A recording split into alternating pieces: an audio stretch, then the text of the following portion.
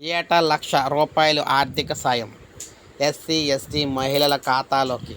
ఒప్పంద ఉద్యోగాల విధానాన్ని కూడా రద్దు చేస్తాం.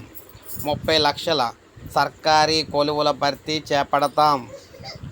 సో మేనిఫెస్టో మీరు చూసుకోవచ్చు. లోక్సభ ఎన్నికల్లో విజయం సాధిస్తామని కాంగ్రెస్ అగ్రనేత రాహుల్ గాంధీ ధీమా వ్యక్తం చేశారు.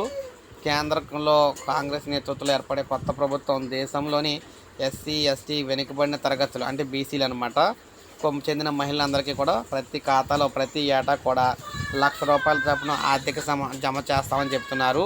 సో ముఖ్యంగా గమనించాల్సిన విషయం ఏంటంటే వీరు నిరుద్యోగ యువతను అప్రెంటిస్ అయితే ఆమోదిస్తూ అప్రెంటిస్ చేసేటప్పుడు అయితే డబ్బులు భారీగా ఇస్తారన్నమాట. మేము అధికారంలోకి రాగానే ఒప్పంద ఉద్యోగ విధానాన్ని కూడా రద్దు చేస్తామని, ప్రభుత్వ రంగంలో ఖాళీగా ఉన్న 30,00,000 ఉద్యోగాలను భర్తీ చేస్తామని చెప్పారు. రైతులు తమ పంటలకు కనీస మద్దతు ధర పొందేలా కాంగ్రెస్ సర్కార్ అయితే చట్టం తీసుకొస్తుందని చెప్పారు. మొత్తం మీద చూసుకున్నట్లయితే చెప్పేది ఒకటినమాట, మహిళలను ఆదుకుంటాం. ప్రతి మహిళకు కూడా రూ. 1,00,000 అయితే ఆర్థిక సాయం చేస్తాం.